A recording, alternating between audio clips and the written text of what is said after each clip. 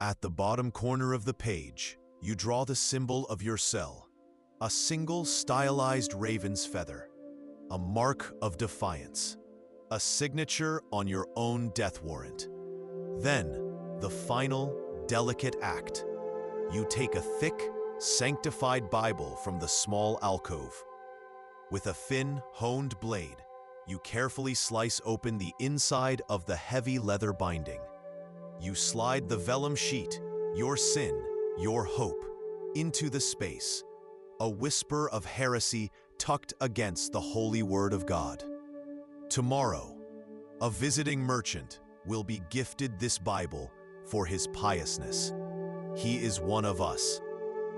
Instead, they will unearth an overwhelming number of rosary beads, pilgrim badges, and fragments of saints' bones, and a conspicuous, chilling lack of medical tools. The evidence will prove what you already know in your gut. The real healing, the forbidden knowledge of the body, was practiced elsewhere, in secret. It's a terrifying mirror of a future you will never see, a world that will spend fortunes on heroic, last-minute measures to fight a battle already lost, while ignoring the simple, holistic care that could have prevented the war in the first place. The greatest lie ever sold wasn't about the nature of God. It was about the nature of money. And you are holding the proof, though you don't know it yet. The candle gutters, its weak light making the columns of numbers swim before your eyes. Your shadow, a hunched and monstrous thing, dances against stone walls that have witnessed 1,000 similar nights of quiet desperation. The air is thick with the smell of old paper, mouse droppings, and the damp chill that never truly leaves these parish archives. What if it just learned to hide, to pass its secrets in even deeper whispers, waiting in the dark for someone to find them again? A chain of minds stretching back into the lost world, all risking the fire for a truth written in the stars. And the secret they guarded most closely wasn't just the shape of the cosmos. It was about control. The church owns the calendar. They own time itself.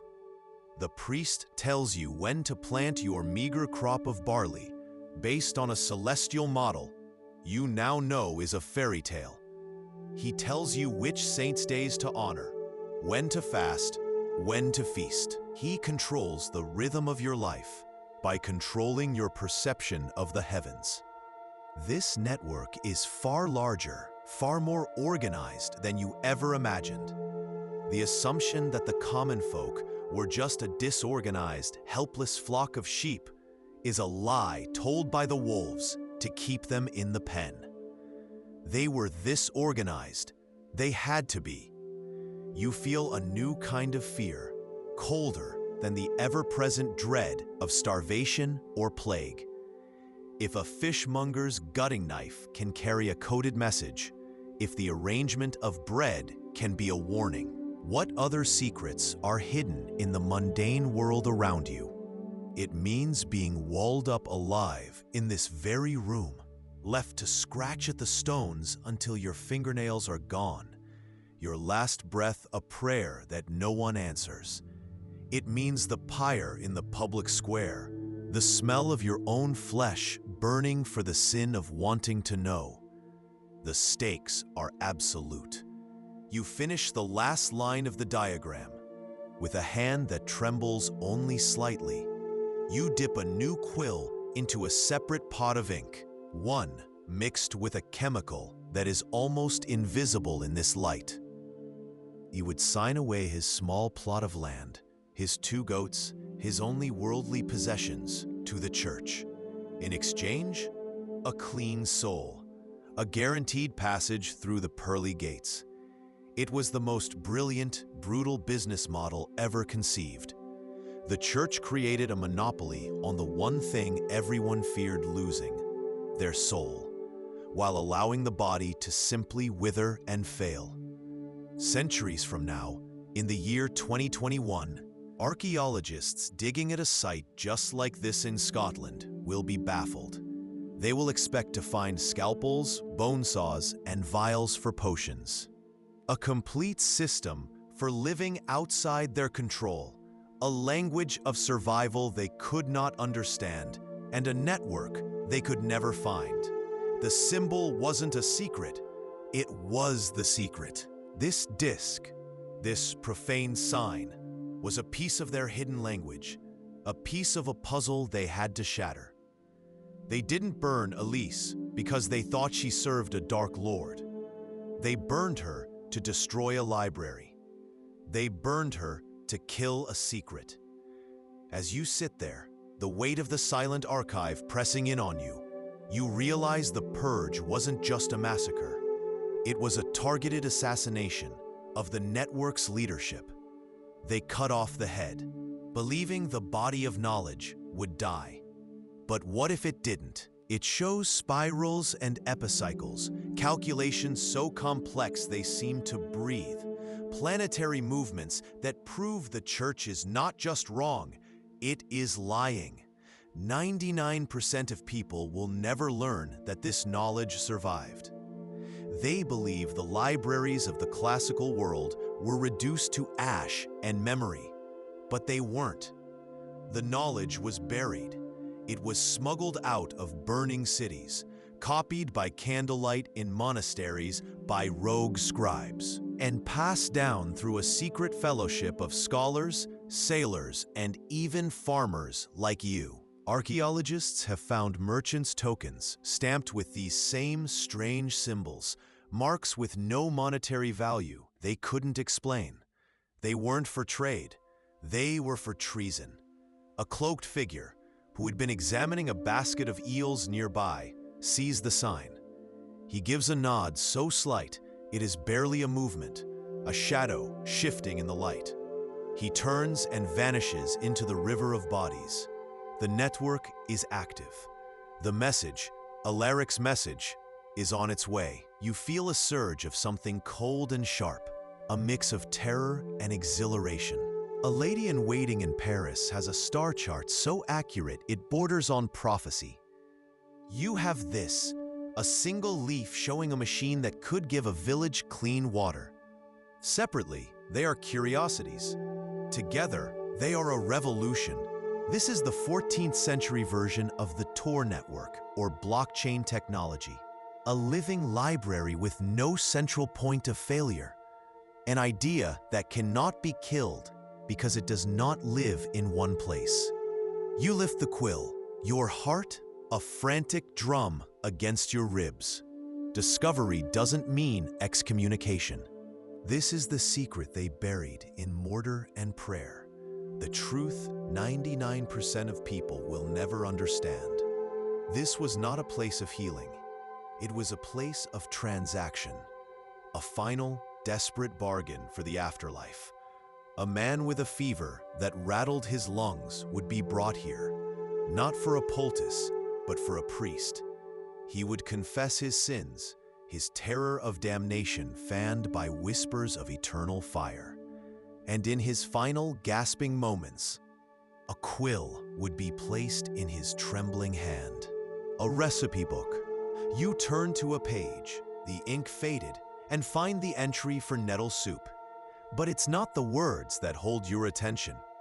In the margin, drawn with a careful, steady hand, is a simple doodle. The same symbol you saw carved into the ancient oak at the edge of the forbidden woods. The same symbol your grandmother stitched into the hem of your blanket. They told you it was just a charm for luck. But you are beginning to understand. It wasn't just about medicine or astronomy or foraging. It was a map. You see the expected items. Bundles of dried feverfew, jars of poultices, charms woven from river reeds. Then, your breath catches in your throat, a sharp, audible scrape in the dead silence of the archive. Listed between heretical potions and pagan idols is a single chilling entry, a wooden disc bearing a profane sign.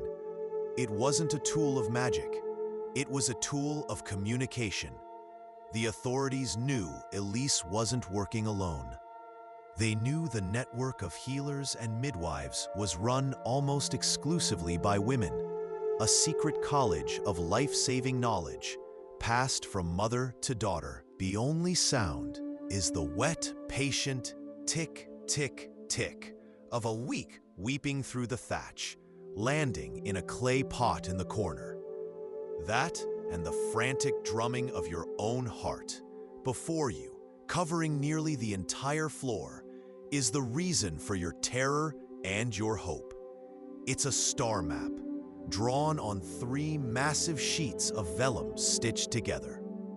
But it's unlike any chart the priests display. Theirs is a simple thing, with the earth at the center, circled by a perfect, obedient sun. Yours is a beautiful, terrifying heresy. The collector stops at his stall, inspecting the catch with a sneer. Your breath catches. This is the moment. Alaric seems oblivious, his knife a silver blur. You hear the wet, percussive scrape of his blade against the scales, an ASMR-like sound that is both repulsive and hypnotic. He guts a large cod with a single fluid motion. Then, as he wipes the viscera from his blade onto the blood-soaked wood of his table, his fingertip guides the point of the knife. For a fraction of a second, a geometric symbol, 2 intersecting triangles, is traced in the glistening offal. The Whispering Codex, the collection of forbidden knowledge you are copying, survived its relentless, centuries-long destruction for one brilliant, dangerous reason. It was never a single book. It was a decentralized, open-source library, an idea scattered to the winds. You are a node in a secret network, a chain of monks, merchants' clerks, university students, even noblewomen, all bound by a silent oath. No one has the whole thing. The clerk in Florence has a single page on herbal remedies that can stop a fever in its tracks. Warmth is for the living, a worldly comfort to be shed at the door like a dirty cloak. You look around, and a cold dread settles in your gut. There are no pharmacies, no clatter of medical tools, no scent of healing herbs. There are only long stone pallets lining the walls, hard and unforgiving. Above each one, a niche is carved for a single candle and a crucifix. There are chapels, prayer stalls, tombs. This is not a ward. It is a waiting room for the next life. It is the exact same model of control used today, where a handful of corporations own the seeds, the land, and the supply chains, making entire populations dependent on a system designed for profit, not sustenance. You return to your small cottage, the smell of wood smoke and damp thatch filling your nostrils. From a hidden nook beneath a floorboard, you pull out a book. It is not made of fine vellum, but of rough-hewn pages, bound in cracked leather. It feels impossibly old, the paper brittle and stained. It is your family's greatest treasure, passed down for 600 years. Many, like Elise, were not outcasts. They were respected figures, healers, community leaders, widows with property and influence. This wasn't a purge of the strange. It was an assassination of the powerful. It is the exact same shadow play we see today, when women who challenge the established order in politics, science, or business are systematically smeared, labeled difficult, ambitious, or untrustworthy. The weapons change, but the war on female expertise is eternal. Your gaze drifts further down the page to the list of confiscated possessions, the inventory of a so-called evil life. They told you the medieval mind was trapped in darkness, a flat coin of a world pinned beneath God's unchanging gaze. But in this hidden attic, The only truth is the moonlight. It spills like liquid silver through a crack in the roof, illuminating a universe they would kill you for knowing. You are on your knees. The floorboards are cold, pressing into your bones through thin leggings. The air is thick with the smell of damp straw, old parchment, and the faint, metallic tang of your own fear. This is the object language, a sophisticated system of dissent hidden in plain sight, born from the desperation of a people forbidden to organize, to read, to even speak freely against their masters. It's the medieval equivalent of using an encrypted messaging app to organize a protest when you know every official channel is being monitored. But here, the price of a typo isn't a failed message. It's the gallows. Your gaze lands on the fishmonger. His name is Alaric, a man with eyes as gray as the sea he plunders. He's working, a relentless machine of gut and scale. They taught you to fear the witch in the forest, so you would stay on the path they paved, reliant on their systems, their food, their truth. The greatest secret the powerful ever buried wasn't a book of knowledge. It was the simple, terrifying fact that you never needed them in the first place. They lied about the past. What else are they lying about now? But here, you commit heresy. The page before you holds no prayers. It shows a series of complex mechanical diagrams, cogs and levers, wheels and counterweights, a design for a water pump so efficient it could change the world. Knowledge the church has decreed to be unnatural, forbidden. This is the secret that history has tried to erase. 99% of people believe that knowledge in the Dark Ages was either preserved by the church or lost to flame. They are wrong. You are part of the reason why. The word hospital is a deliberate modern lie. In this century, it means something else entirely, a place where the dying come to buy their salvation. You are standing in the great stone hall of what they call the St. Giles Hospital for the Sick.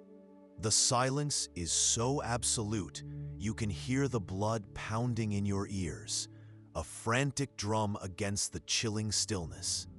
Your breath mists in the air, tasting of damp earth and the ghost of cold incense. This place was never meant to be warm. Suddenly, the deer you hunted to feed your family was not food, but a crime. To be caught was to be blinded or to have your hand struck off. They systematically severed your connection to the earth, cutting the roots that fed you. They forced you into a new reality, a tiny, meager plot of their land, in exchange for your labor, your freedom, your life. You were now a cog in their machine, a desperate workforce dependent on the single, fragile crop of grain they allowed you to grow. They understood the rhythms of the soil, the whispers of the seasons, the precise pressure that could turn a baby in the womb and save 2 lives. This knowledge was their power. It gave them autonomy, and it was a direct threat to the burgeoning patriarchal monopolies of the church and the new formalized state. You can almost hear the silence of the room where they questioned her, the wet, terrified sound of her own breathing. Historical data reveals the chilling pattern. Over 80% of the more than 40,000 people executed during the peak of the hunts were women. And a question freezes the air in your lungs. If they knew this, what other modern knowledge did they possess? Over at the baker's, a man named Thomas slides loaves from his oven. He sees the collector. His movements, usually fluid, become clipped and deliberate. He arranges the hot loaves on his counter, 3 in a tight cluster, a 4th set apart. It's not just neatness, it's a sentence. Collector is near, moving west. A woman selling ribbons a few stalls down sees it. She subtly adjusts her display, folding a bolt of green cloth over a bolt of red. Warning received. Pass it on. 99% of people believe the Dark Ages were a period of ignorance. The truth is, they were a period of cultural genocide. This is the timeless blueprint for control. The methods have not changed, only the tools. They don't need to burn books when they can control the algorithms that decide what you see. They don't need to chain libraries when they can deplatform and demonetize. They build a digital cathedral, a centralized source of truth, and declare everything outside its walls is dangerous, heretical misinformation. The sharp, metallic tang of pure, unadulterated fear. You can taste it on the back of your tongue. You've never seen a toothbrush. You believe demons live in fog. Your town blames goats for the plague. Welcome to the Middle Ages. Your fingers ache, cramped around the quill. The sound it makes is the only noise in the universe. A dry, intimate scratch, scratch, scratch against the vellum. It's an ASMR whisper of treason. Above you, your brothers sleep, their souls clean. They spent their day illuminating the Word of God, painting saints with halos of gold leaf. It's a watermark, pressed into the very fiber of the skin when it was made. An image made of light and shadow. An image almost invisible. The symbol. The same one you saw carved into the well-stone in the plague village. The same one etched onto the silver locket of the witch from the bog. And the question burns hotter than any Roman fire. Who were they? The secret network trying to save this knowledge. And are any of them still left? They cannot be forced into serfdom, broken by tithes, or starved into submission. And so the powerful, the lords in their castles, and the bishops in their cathedrals began the great forgetting. They didn't just build walls of stone. They built walls of law and fear.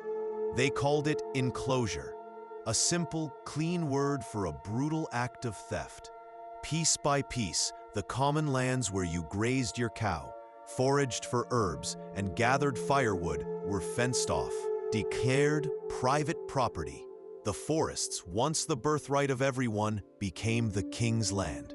Elise, a local midwife, had a documented survival rate for mothers and their newborn infants 3 times higher than the university-trained male physicians of the nearby city. Her crime wasn't witchcraft, it was competence. This is the secret they buried under centuries of smoke and holy water. The witch hunts were a targeted campaign to dismantle and destroy a matriarchal knowledge system that had run the world for 1,000 years. For generations, women were the keepers of practical wisdom. They knew the herbs that could stop a fever and the ones that could stop a heart. Burned into the dark wood of the handle, small and discreet, is a mark. Not a cross, not a craftsman's initial. It is the geometric symbol, the same one you saw hidden on the herbalist's satchel. A cold dread, mingled with awe, washes over you. This isn't one man's rebellion. It's a network, a hidden web of knowledge passing from hand to hand in the shadows. They weren't just sharing recipes for poultices and fever reducers. They were pioneering advanced surgical techniques hundreds of years ahead of their time. This is your message, your part to play. To an outsider, this marketplace is just a writhing mass of humanity, a desperate scramble for survival. But 99% of people don't know the truth. They don't see the intricate, invisible web of communication humming right before their eyes. What they don't want you to know is that this wasn't just a place to trade grain. It was a black market for ideas, a peer-to-peer network for sharing the most forbidden knowledge of all: hope. Your eyes scan the stalls. It was whispered from mother to daughter in the herbal remedies that could save a life, passed in the silent gestures of the marketplace, and sung in the children's rhymes that were really mnemonics for survival. The entire culture was the book, and that is why the conspiracy had to be so brutal, so total. The witch hunts, the enclosure of the commons, the burning of heretics. It wasn't about stamping out religious dissent. It was a systematic war to dismantle a culture of self-sufficiency and replace it with one of total dependence. The book you are copying is a mortal sin. But what they don't want you to know is that it isn't a book at all. It's a ghost, and you are one of its scribes. The candle gutters, and your shadow writhes against the cold stone like a soul in purgatory. You are deep in the guts of the monastery, in a chamber that doesn't exist on any plan, hidden behind a false wall in the scriptorium. The air is thick with the holy scent of ink and melting beeswax. But underneath it is something else. You lean closer to this impossible artifact, your breath held tight in your chest. The metallic taste of fear, old and cold, coats your tongue. You imagine the man who drew it, the hope he must have felt, the belief that he could build a better world. You wonder if he watched it burn. But as you stare at this ghost of a page, something else emerges from the fire-damaged vellum. A detail almost lost in the char. It's not ink. Hazelnuts, walnuts, sweet chestnuts, and the greens. You reach down, your hand wrapped in a scrap of cloth, and gently pluck the top leaves of a stinging nettle. This is not a weed. This is medicine. This is food, packed with more iron and vitamin C than any cultivated spinach the Lord grows behind his stone walls. This was the forbidden truth. You were not dependent. You were self-sufficient, a person who can feed themselves from the free and boundless pantry of the commons cannot be easily controlled. 99% of people believe her story is one of religious hysteria, of a town caught in the grip of satanic panic. But as your eyes adjust to the cramped, spidery script, you realize the truth is colder, more calculated, and infinitely more terrifying. The document is not an accusation of consorting with demons. It's an audit, a cold, clinical list of whose successes. You read the damning evidence, and a chill that has nothing to do with the stone walls creeps down your spine. The stakes are so simple, they're terrifying. The peasant on this table, under the skilled hand of a man condemned as a heretic, has a far better chance of surviving a head wound than a king in his silken bed, surrounded by the finest royal physicians chanting prayers while his brain swells and his life gutters out. One system is based on observation and evidence, the other on dogma and control. The scraping stops. The surgeon carefully withdraws the drill, wiping it on a wine-soaked linen cloth. And in the wavering candlelight, you see it. The world around you is a symphony of chaos. The thud of a blacksmith's hammer, the drone of 1,000 haggling conversations, the sickly sweet perfume of rotting apples mingling with the stench of the open sewer that is your street. But beneath this noise, a different conversation is happening, a secret one. You've never seen a toothbrush. You believe demons live in fog. Your town blames goats for the plague. Welcome to the Middle Ages. You grip the small, crudely carved wooden bird in your pocket. its surface worn smooth by the nervous sweat of a dozen different hands. It was a living, breathing library, woven into the very fabric of life. It was too vast, too resilient to be bound in leather and ink. They couldn't burn it because it was never in one place. What they don't want you to know is that the codex was everywhere, hidden in plain sight. It was encoded in the lyrics of a tavern song that secretly tracked the moon for planting. It lived in the intricate knot of a fisherman's net that held the secrets of sacred geometry. At the very bottom of the page, tucked away near the margin, is a tiny, almost imperceptible mark in the ink. It is not a stray dot or a slip of the quill. It is a symbol drawn with intention. A small, stylized raven, its wings unfurled. The scribe, the silent witness who recorded her damnation. He was one of them. It's a ghost, recovered from a dig near the monastery's old lime kiln, a place where inconvenient things were often made to disappear. The vellum is scorched and brittle, the edges eaten away by flame and time. But what remains is a miracle. It's a diagram drawn with a precise, masterful hand of a water-powered mechanical saw, a machine that shouldn't exist for another 200 years. A device that could have revolutionized construction, built cities faster, and lifted thousands out of back-breaking poverty. It's a fragment of a future that was deliberately aborted. But you know the truth. You walk from the garden, a small protected space, and into the real cathedral of your people, the forest.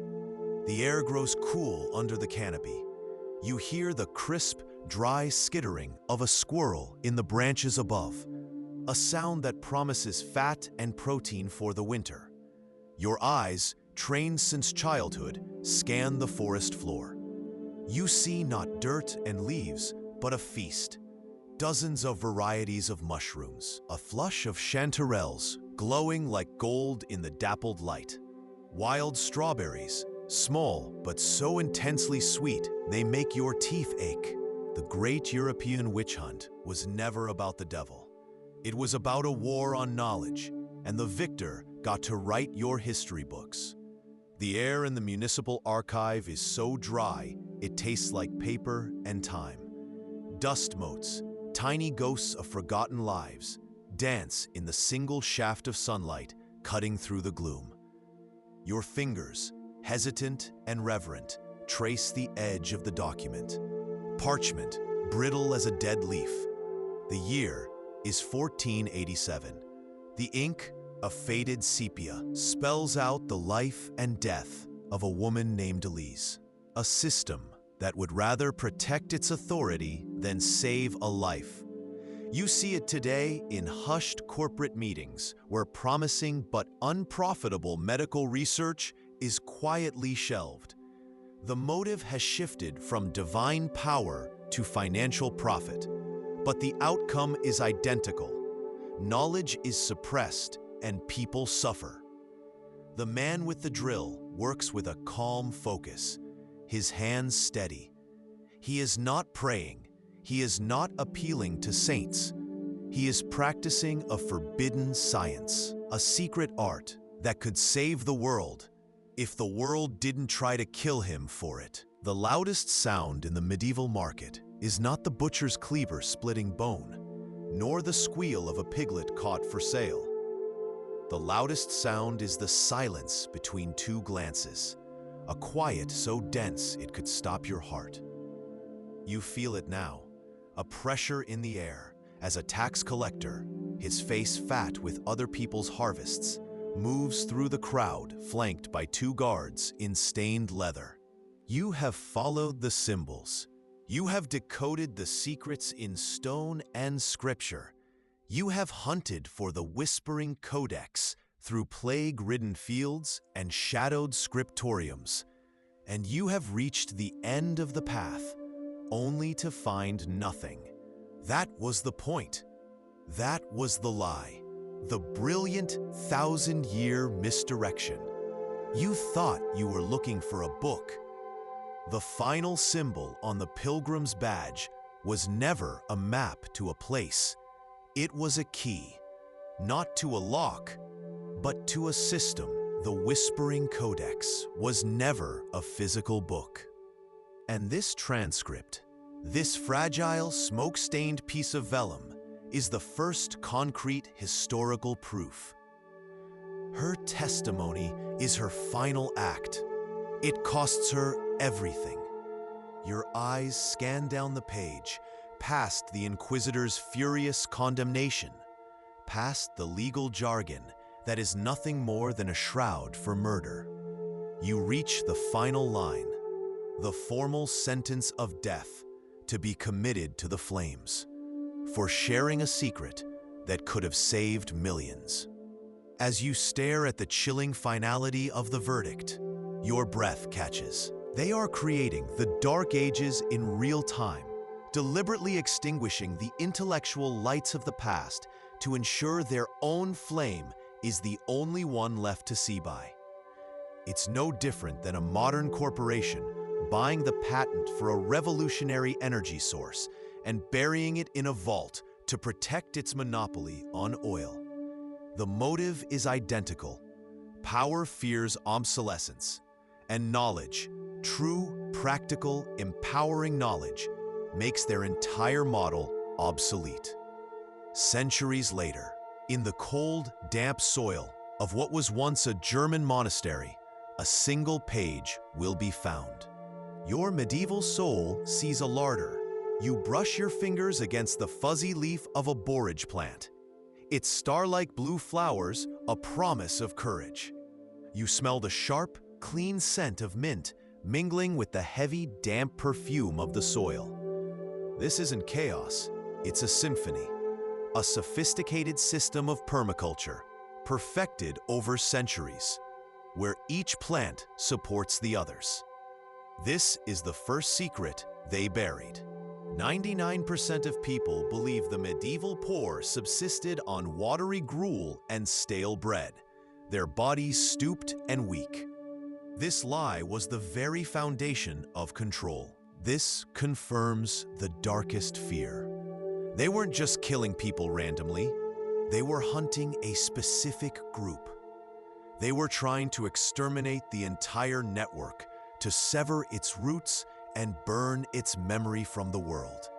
A cold dread snakes up your spine. What secret did these people possess that was so dangerous it had to be buried under the bodies of plague victims? Who were they? And what did they know that made them a greater threat than death itself? He wrote that wounds should be cleaned with wine, that pus was not a healthy sign of healing, but a poison. His work, and the work of others like him, was branded as heresy because it challenged the single most powerful belief of the age, that sickness was a divine punishment, curable only through prayer and penitence. To suggest a man could undo God's judgment with a clean cloth and boiled wine was to question God himself, and the church could not allow that. It's a chillingly familiar story, a truth that echoes in your own time. This hidden web of knowledge stretched even into the darkest, most feared corners of the world. And you have to wonder, if they were hiding a cure for the body, what else did they know that could cure the soul? It tells you how to see the world as they saw it, how to read the code that is hidden in plain sight. We thought we were at the end of the hunt, but we've just found the weapon, and it's been pointed at our own minds all along. The question is no longer where the library is. The question is, what happens when you learn how to read its language? The air crackles. What she is describing isn't a book of spells. It's a blueprint for civilization, a user's manual for humanity that doesn't require kings to rule or popes to intercede. It's an encyclopedia of liberation. This is the medieval equivalent of finding a lost manuscript by a founding father, one detailing a secret, more radical vision for society. It suggests that for centuries, a hidden network has been preserving knowledge: Roman engineering, Greek democracy, Arab medicine, all the wisdom the Dark Ages we're supposed to have forgotten. The Codex was real. It wasn't a myth. 99% of people will believe the stories told for centuries, that the church was a candle in the darkness, a bastion against ignorance. The forbidden truth is that they built the prison and then sold the key. The war was never on heresy. It was on progress. It was on any idea that gave humanity the tools to build a better world without their divine permission. A healthy, well-fed, educated populace doesn't need salvation as desperately as a terrified, starving, ignorant one. Control, not divinity, is the goal. It's a conspiracy so vast, so patient, that it spans generations. The greatest weapon ever invented was not the longbow or the trebuchet. It was hunger. And the secret to wielding it was convincing the world that it was natural, that the poor were born to starve while the rich were born to feast. You are standing in what they want you to see as chaos. It's a garden, but not one you would recognize. There are no neat, obedient rows, no single crop stretching towards the horizon. Instead, it's a wild tangle of life, a riot of greens and blossoms fighting for the sun. Your modern eyes see a mess. With delicate fingers, she works something loose from the skeletal hand of a young woman, whose bones are tangled with those of an older man. It is a small metal amulet, caked in dirt, its chain long since rotted away.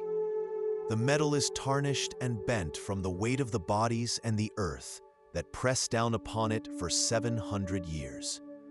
The archaeologist gently rubs the grime from its surface. Even in the dim light, the symbol etched into it is unmistakable. It is a sign you have seen before, in forbidden texts and whispered legends. His eyes are half-lidded, his pupils pinned, lost in a milky haze of poppy, mandrake, and henbane. His breathing is slow and even. This isn't the butchery of the battlefield. This is a precise, life-saving operation, trepanation, a hole drilled in the skull to relieve a pressure that would otherwise kill him. The man with the drill, they would call him a surgeon. The church would call him a ghoul. 99% of people, then and now, have never heard the name Theodoric of Lucca, a 13th century bishop and surgeon whose texts argued for something revolutionary, something blasphemous: cleanliness. The cost of this historical smear campaign was incalculable, paid in the silent, feverish deaths of millions who died from illnesses that could have been cured by a simple walk in the woods. Your eyes scan the quiet hut, a monument to forgotten wisdom. You see a small, leather-bound pouch tucked beside the cold hearth. Your fingers tremble slightly as you open it. Inside, nestled amongst dried leaves, is not a curse, but another small, carved wooden token. It bears the same strange, interlocking symbol as the one you found in the monastery. The network was here. We look for the whistleblower's leak, the single classified document that will expose the truth, while the real system of control isn't in a secret file. It's written into the very code of the platforms we use every day. It's in the algorithm that knows your fears, the architecture of a system designed to shape your thoughts without you ever seeing the architect. The revelation isn't a what, it's not a where. The final, mind-blowing secret is a how. The badge isn't a map to a treasure, it's an instruction manual. It doesn't tell you where to go. Sometimes It was about uncovering a truth so powerful it threatened to unravel the entire medieval world. This codex, Marguerite continues, her voice now a resonant whisper that fills the stone chamber. It teaches not just of God, but of the world he made. It contains the true movements of the stars, not the lies we are told. It holds the knowledge of the roots of the earth and their power to heal. It describes the humors of the body, the building of bridges that will not fall, and the governance of a free people. The Inquisitor is silent. Another is filled with intricate drawings of plants, their medicinal properties described with a clinical precision that has nothing to do with pagan charms. You watch as a detailed guide to advanced three-field crop rotation, a manual that could double a village's harvest and end a cycle of starvation, is kicked into the flames by a sandaled foot. The sound it makes is a dry, sibilant whisper as centuries of ink evaporate. As the skin of a long-dead animal curls, blackens, and surrenders its secrets to the fire. This is the secret that poisons the very air you breathe.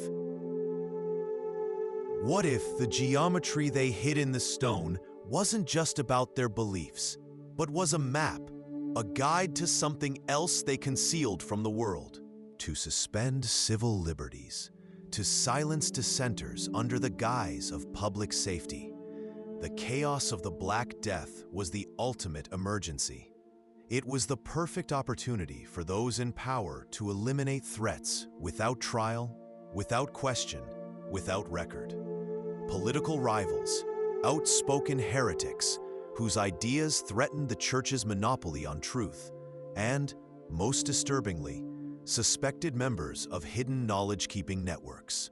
Their murders were simply folded into the apocalyptic death toll, their screams lost in a continent-wide funeral dirge. Your gaze falls back to the archaeologist in the pit. She stops brushing. A single candle flickers, casting a weak, trembling light that makes the shadows on the wall writhe like living things. A man lies on a rough-hewn wooden table, and another man stands over him, holding a tool that looks like a carpenter's hand drill. Your skin crawls with the sound. A dry, rhythmic scrape, scrape, scrape of metal against living bone.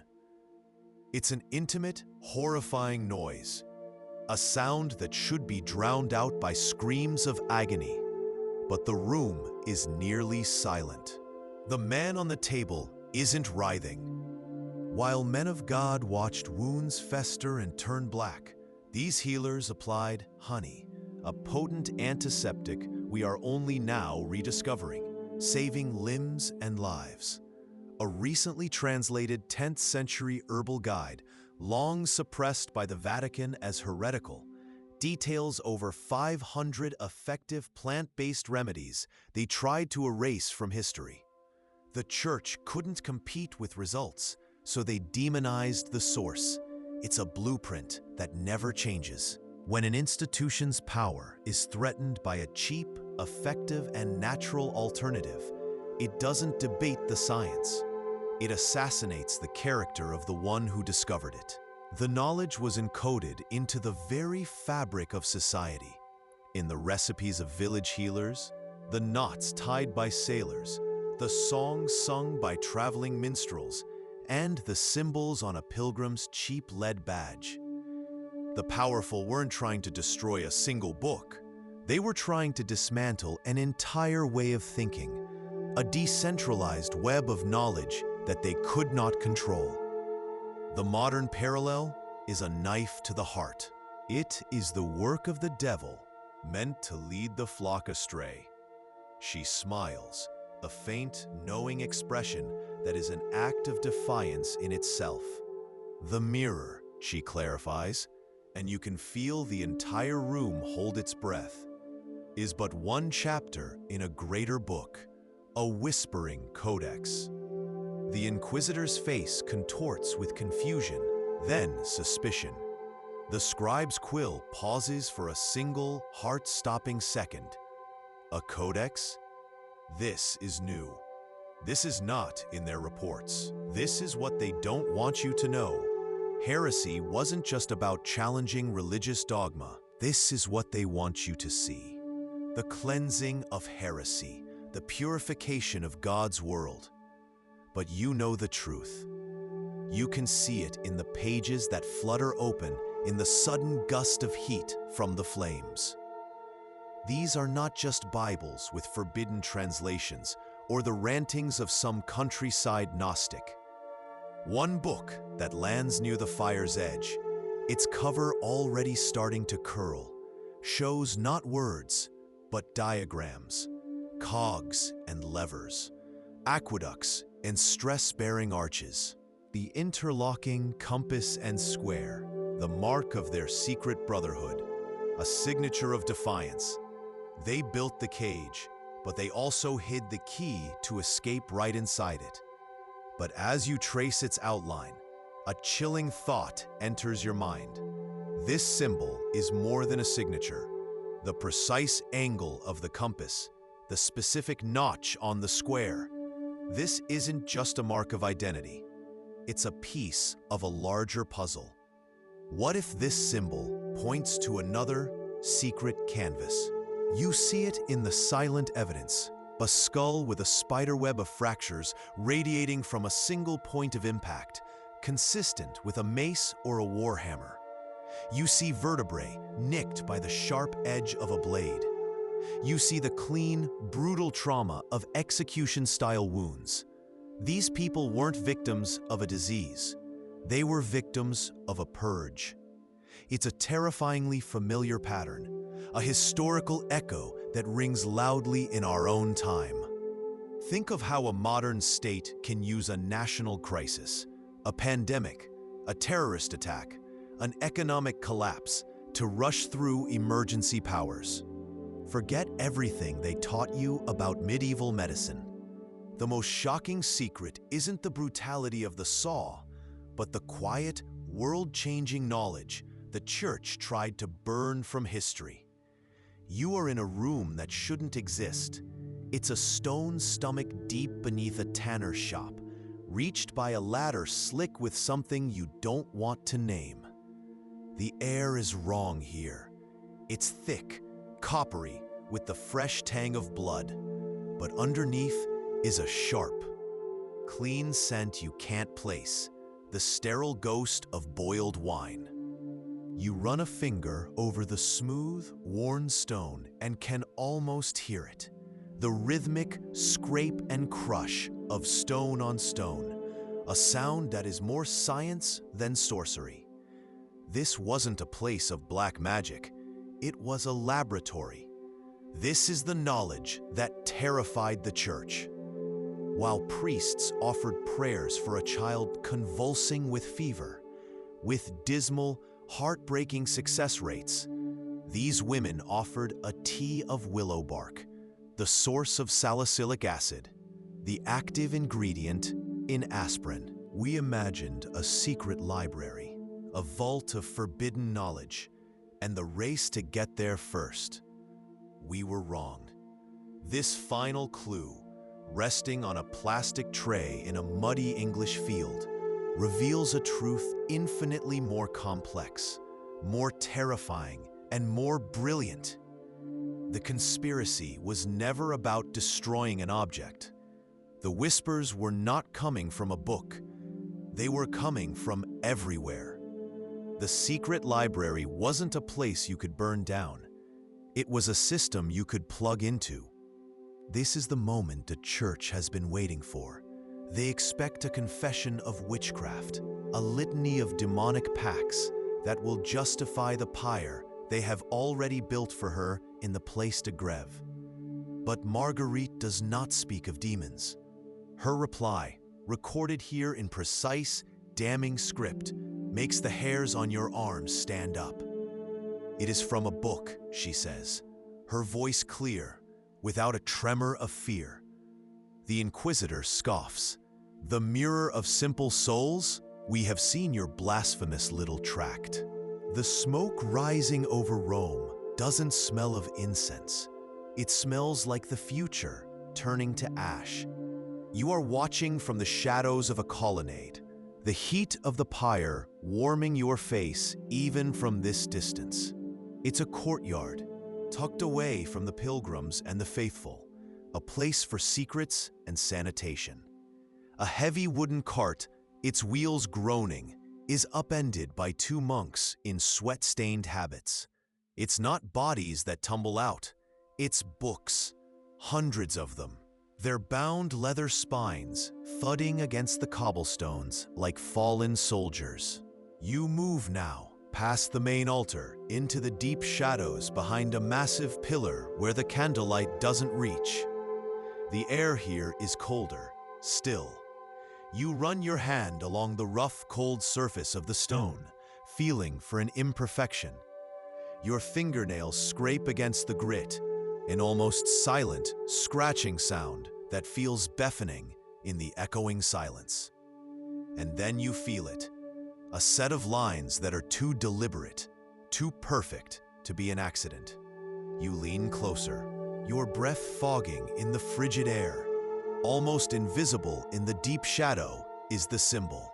An archaeologist kneels, her breath a white plume in the cold air.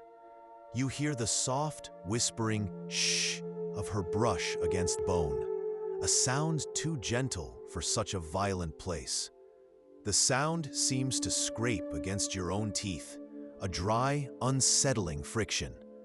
What they don't want you to know is that the plague was the perfect cover, the perfect storm of chaos and fear. New analysis of the skeletal remains from this very pit revealed that up to 40% of the individuals buried here were not killed by Yersinia pestis. Their bones tell a different story. But what knowledge was so powerful, what secret so profound, that the holiest men on earth would risk their immortal souls just to learn it? But 99% of people will never know the truth. The hut is small, almost swallowed by the woods, but as you slip inside, the air changes. It hums with a quiet, medicinal power. Bunches of dried foxglove, willow bark, and yarrow hang from the rafters like sleeping bats, their faint, dusty scent filling your lungs. On a rough-hewn table sits a stone mortar and pestle, stained deep green and brown from 1,000 years of grinding life-saving remedies. The medieval world was a prison of parishes and fiefdoms. To travel was to invite suspicion, unless you were on a pilgrimage. It was the perfect cover, a mass movement of people that allowed the network's members to travel hundreds of miles, to exchange information at crowded shrines, to pass secrets in the guise of prayer. This badge wasn't a souvenir of faith. It was a key, the final piece of the cipher. For months, we have been chasing a ghost, a book, a physical collection of pages we believe the powerful were trying to find and burn. His name is recorded here, Guillaume Humbert, the Grand Inquisitor of France. You can almost hear his voice, a silken weapon, dripping with menace as he leans forward. "Confess, woman," he hisses, the sound echoing slightly in the small chamber. "Confess the source of your unholy knowledge. From which demon did you learn these heresies?" The scribe in the corner doesn't look up. You can hear the scratching of his quill on parchment, a dry, insect-like sound that is the only other noise in the room. He is capturing every word, and you realize with a cold dread that solidifies in your gut, the person who hid this note here wasn't just hiding a secret.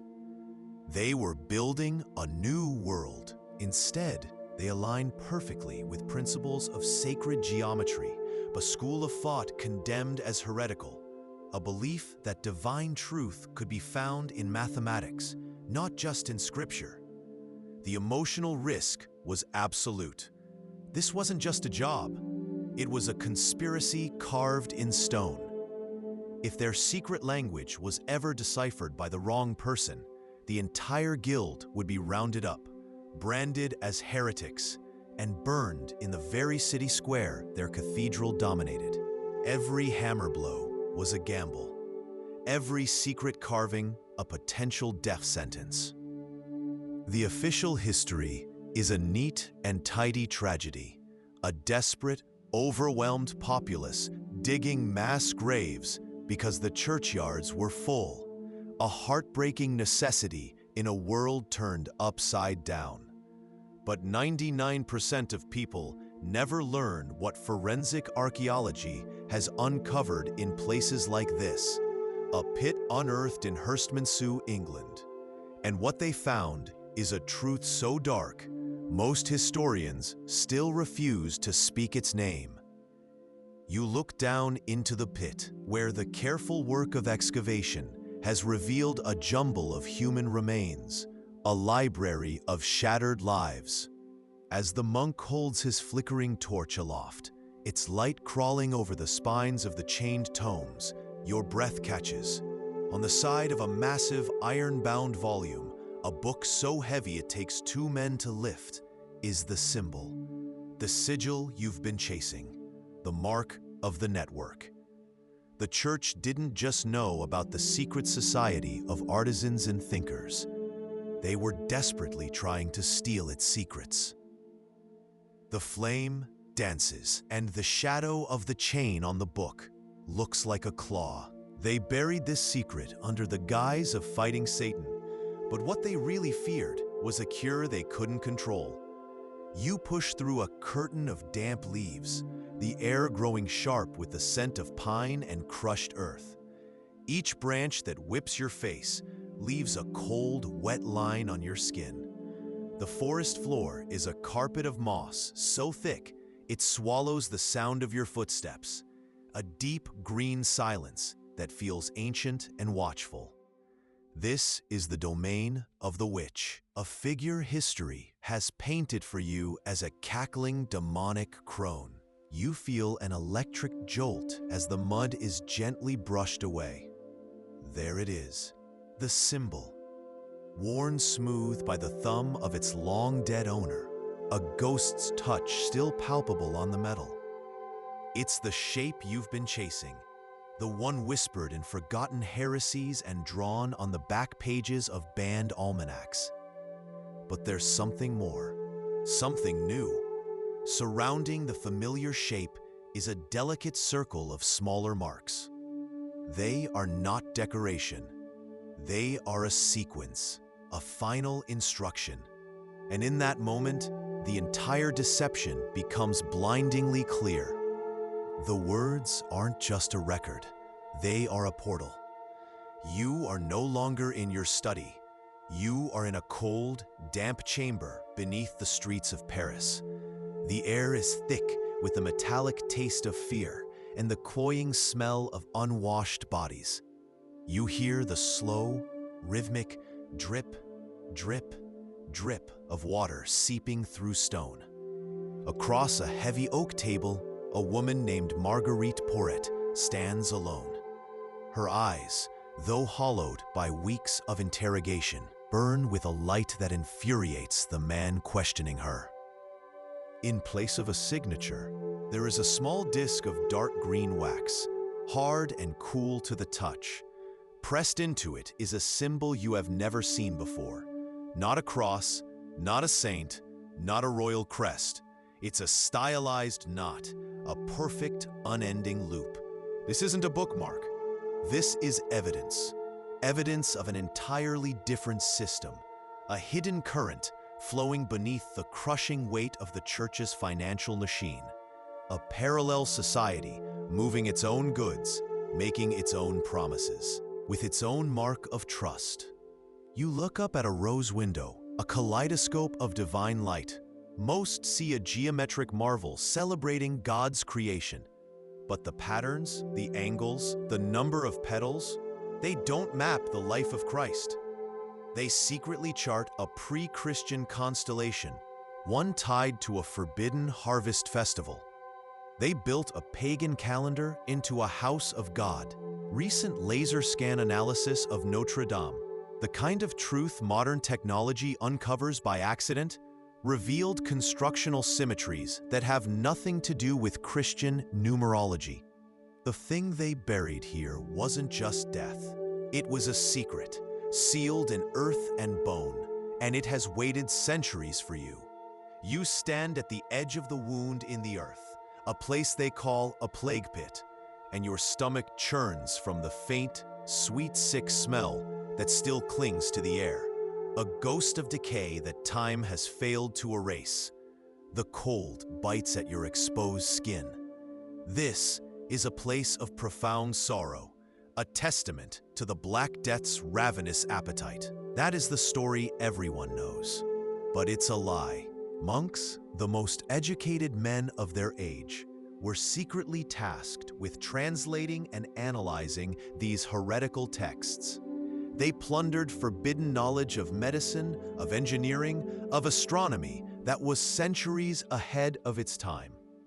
They were siphoning the most useful secrets for the church and its elite patrons, while publicly condemning the source, ensuring that power and progress remained in their hands alone. It's the ultimate act of institutional hypocrisy, a playbook written in the 13th century and perfected by modern governments that publicly condemn the very technologies, encryption, cryptocurrency, they secretly exploit for surveillance and control. Drop a comment with the medieval fact that surprised you most, or what role you think you'd play if you were born in the year 1287. Let's begin and live the life they never got to finish. But be warned, some truths about the past are harder to forget than others. It's not the dark, threatening iron of a sword hilt. She lifts it from the mud, a small, dull disc of lead. It's a pilgrim's badge, the kind of cheap souvenir sold by the thousand at holy shrines. A token to prove you had walked the path, that you had knelt before the bones of a saint. But what they don't want you to know is that not all pilgrims were seeking absolution. Some were seeking each other. 99% of these badges show the face of a martyr or the shape of a holy relic. This one is different. The document in your hands shouldn't exist. It smells of dust and smoke, a ghost saved from a fire that raged 7 centuries ago. Most historians believe every copy was burned, every mention of it scoured from the record. They're wrong. 99% of the world has never seen this, a court transcript so dangerous that possessing it in 1310 would have been a death sentence. Your fingers tremble, tracing the faded iron gall ink across the brittle vellum. The candle on your desk gutters, and for a moment, the room feels colder. By 1500, this system allowed them to control nearly 1/3 of all the farmable land in Europe, trapping generations in a cycle of spiritual and economic debt they could never escape. Your fingers brush against something tucked between the pages, something thicker than parchment. You pull it free. It's not a church record. It's a promissory note, written on fine vellum. A pledge from a merchant in the city to deliver 10 barrels of salted fish, not to the parish, but to a name you don't recognize. You ignore the crucifix, the altar, the grand gestures of faith. You look for the mistakes, the anomalies, and once you know what to look for, they are everywhere, hidden amongst the pious carvings of the choir stalls, almost lost in the intricate scrollwork. You see a face, not a saint, not an angel. It's a man's face made of leaves and vines, a green man, a potent symbol of pre-Christian nature worship, of a world the church tried to burn away. It's a pagan god staring out from the heart of his enemy's temple. And with a coldness that has nothing to do with the midnight air, you understand. The symbol isn't just a signature. It was never just a mark. It's a map within the map. But a map to where? Their leather bindings are mottled with mold, their pages warped by the eternal damp. These are the confiscated texts, the heretical documents, the whispering codex and its forbidden kind. This is the place where knowledge comes to die. The official story, the one preached from every pulpit, is that such books were cleansed by holy fire to protect the souls of the faithful. But 99% of people don't know the shocking truth. They weren't destroying them. They were dissecting them. Sealed monastery records, hidden for 800 years, reveal a stunning conspiracy. They called it stamping out heresy. We now know it was erasing knowledge that empowered you. This symbol proves they failed. Finding it has put their mark on you. And the first secret of the Codex isn't in a royal library. It's in the one place they told you was pure evil, the witch's forest. If you love immersive, real storytelling about survival, belief, and forgotten lives, hit like and subscribe. It helps more than you know. The only sound is the rhythmic, patient scrape, scrape, scrape of her trowel. A sound like fingernails on a coffin lid, peeling back layers of time. The trail has led you here, across a continent of whispers, through apothecaries who sold forbidden medicine and masons who hid codes in the stone bones of cathedrals. You have followed a single geometric symbol through the blood and shadow of history, and now it ends. A shout, sharp and sudden, it cuts through the quiet. Heads turn. The scraping stops. She's found something. It isn't a glitter of gold. And now, holding this fragile proof of rebellion, you are part of that secret too. You are now a heretic. You've seen the terror in people's eyes as the preachers describe the fires of damnation, the endless torment. Then they offer the solution, for a price. A way to buy back the soul of your dead mother, to shorten your own time in the screaming pits of purgatory. It's the medieval blueprint for every predatory contract, every hidden fee that traps the vulnerable today. They created the very poverty they claim to be alleviating, then sold the only cure for the despair they manufactured. What history fails to mention is that some of them were members of the very networks the inquisitors were hunting, followers of old ways and forbidden wisdom. And they fought their war not with swords, but with secrets. They embedded a breathtaking act of rebellion in plain sight.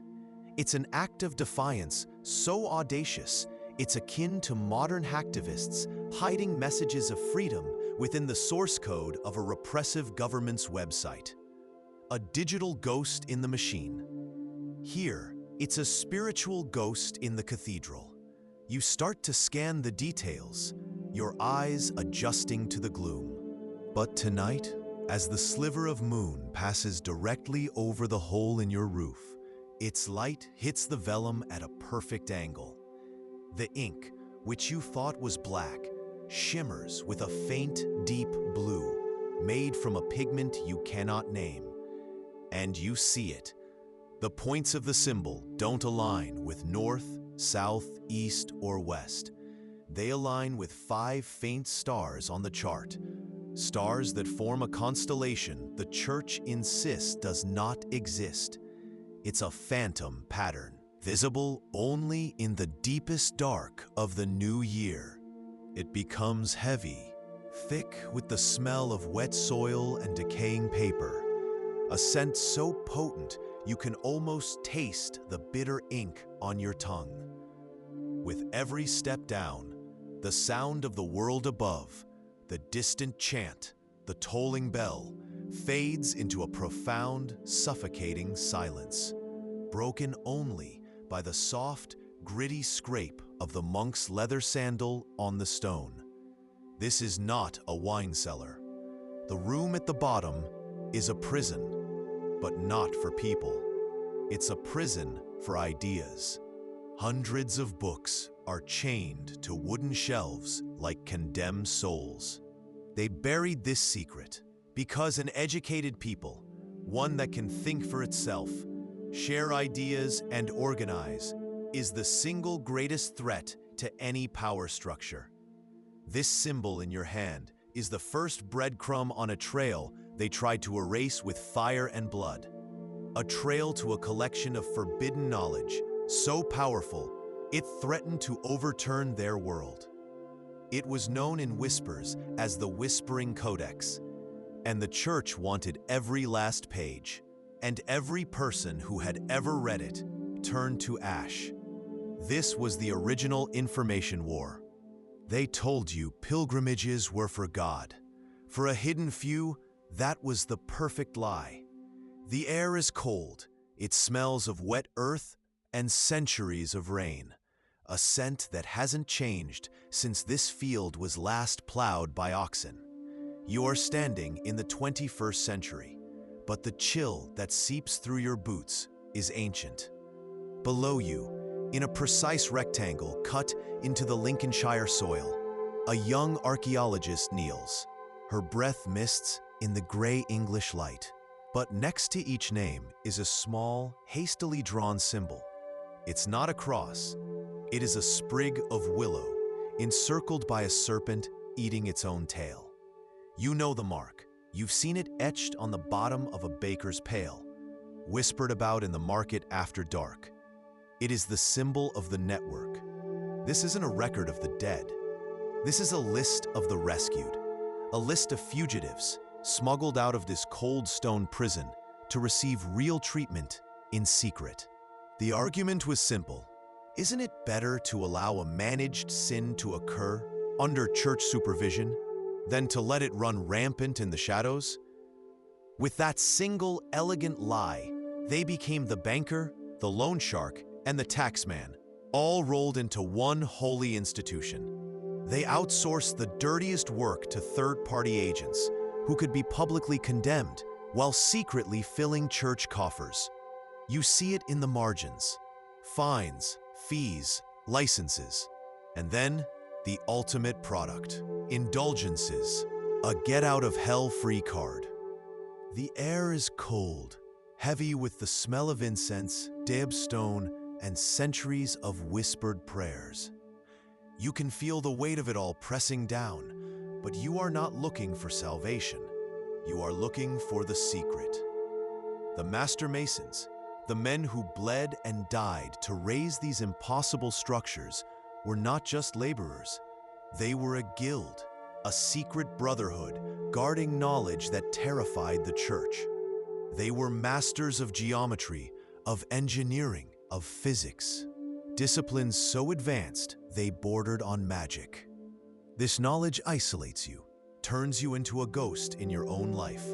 A single misplaced chart, a single overheard whisper, and your body will be warming the town square, your ashes scattered as a warning. Your eyes fall to the corner of the great map. Where a simple compass rose should be, there is a symbol, one you have seen before, etched into the back of a smuggler's locket. It is a spiral with 5 points extending from its heart. You always assumed it was a maker's mark, a signature of the secret school that created these charts. The greatest lie the church ever told wasn't about God. It was about what they did with the books they burned in the public square. You stand before the monastery, a fortress of faith carved from the gray sky. But the secret you've come for isn't in its sunlit chapels. It's buried deep beneath them. You follow a young monk, his face pale in the flickering torchlight, his knuckles white around the iron key. He leads you down a winding stone staircase, a spiral into the cold, damp gut of the earth. The air changes, but 99% of people believe this is where your story ends, in ignorance and filth, waiting for a knight or a bishop to save you. This is the great deception. What they don't want you to know is that this symbol is proof of a hidden world. They called you illiterate, but new archaeological evidence of rune sticks and coded markings on tools reveal a secret literacy of survival, an underground network of knowledge that operated entirely outside their control. It confirms the whispers you've been hearing, the ones you prayed were just rumors. The final piece of the puzzle, the one part of the codex that gives context to all the others, has been found. And the man who found it is not a friend. He is the Inquisitor. He's on his way, and the page he holds isn't a diagram. It's a key, a cipher that, when solved, will reveal the location of every other page, every other scribe. It will reveal you, a loose stone. Holding your breath, you pry at it. The sound is a low, gritty scrape of stone against stone, a sound that feels loud enough to wake the dead. Dust, fine as flour, falls like dry snow. Tucked inside the hollow space is a small, folded piece of parchment. It's so brittle, it feels like it might crumble into nothing in your hands. You unfold it in the faint moonlight. It's a list of names: Elspeth, Thomas, Alaric, people who were brought to this place, recorded in the church logs as having died piously in God's arms. This isn't a penalty, it's interest. It's the mortal sin of usury, given a holy name. What they don't want you to know is that the church's condemnation of lending money for profit was the most brilliant smokescreen in financial history. 99% of people, then and now, believe the church stood against the grimy business of money. They don't know about the secret key that unlocked it all, the doctrine of the lesser evil. A piece of theological gymnastics so cunning it would make a modern banker weep with envy. And for 800 years, it has worked perfectly. 99% of the people who have stood where you stand have felt only awe and fear. They see the saints frozen in agony and ecstasy in the stained glass. They see the stern-faced angels carved into the choir stalls. They see the overwhelming power of God and the church. They don't see the code. They don't hear the whisper of rebellion etched into the very bones of their prison. But you do. Your heart hammers a frantic, silent rhythm against your ribs. They create a new kind of calendar, an algorithm of approved information, because they know the same secret the church knows. If you control what people believe about their world, you control the people themselves. The emotional cost of this knowledge is a constant, grinding weight in your gut. Your neighbors see a bad harvest and blame a witch. You see the result of planting 2 weeks too late, according to a flawed calendar. They see a comet and believe it's an omen of God's wrath. You see a predictable celestial event, a beautiful clockwork of ice and dust. His eyes are locked directly on you. There's no recognition, no accusation, just a flat, predatory stillness. He couldn't have seen the signals. It's impossible. And yet, his gaze doesn't break. In that moment, you realize a terrifying truth. If the oppressed can create a secret language of objects to survive, what kind of silent, invisible language have the oppressors perfected to hunt them? It's not treasure beneath, not a single silver coin. It's something far more dangerous. your breath catches. A small, smooth piece of oak, cool against your skin.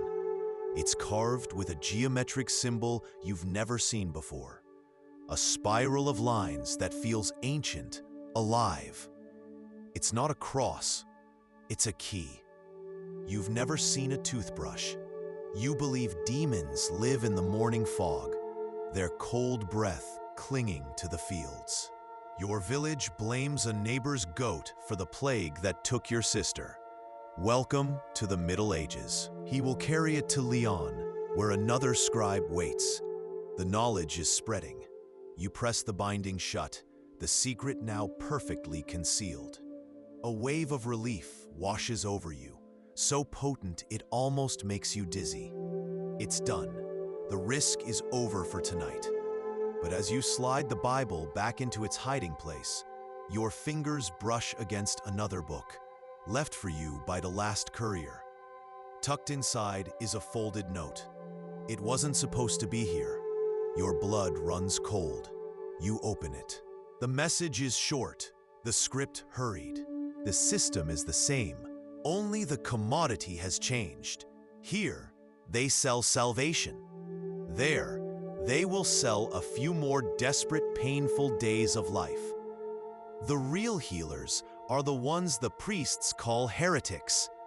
The women in the woods they call witches. They are the network, passing down knowledge of willow bark for fevers, of moss for dressing wounds, of treatments that actually work. They risk the pyre for it.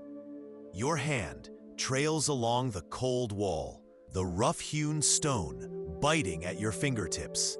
Your nail catches on a line of mortar, softer than the rest.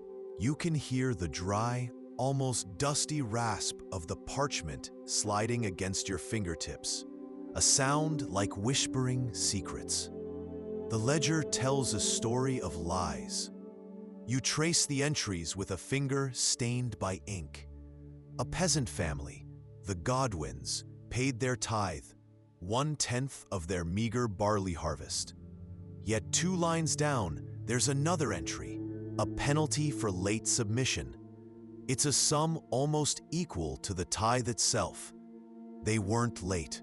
You know they weren't. You saw them haul the sacks to the church gates themselves, their children's bellies already hollow with the coming winter. The stone was designed to break you. What they don't want you to know is that the builders hid a way to break free right inside it. You stand in the heart of the beast, a cavern of carved stone and colored light, and you crane your neck.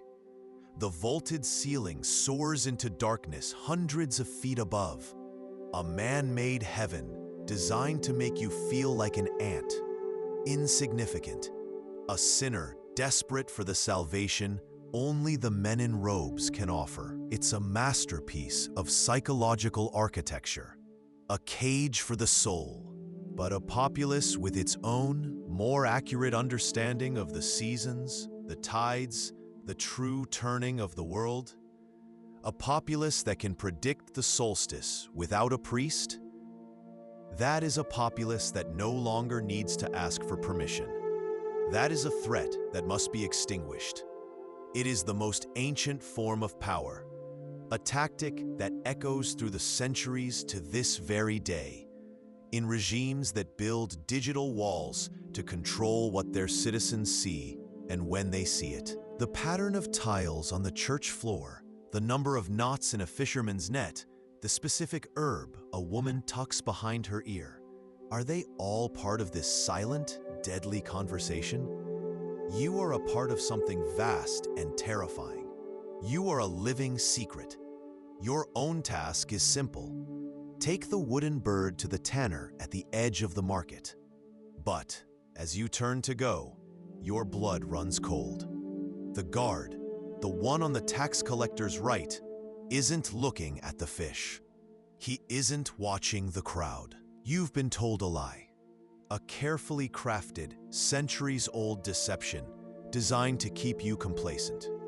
The air is thick with the wet wool smell of your tunic, and the greasy tang of wood smoke that never leaves. You're kneeling on the packed earth floor of what they call a hovel, but it's your world. Cold seeps through your knees, a familiar ache in your bones. Your fingers, raw from the day's labor, scrape against the floor, tracing the outline of a loose board. The sound is like dry leaves skittering over stone. You pry it up.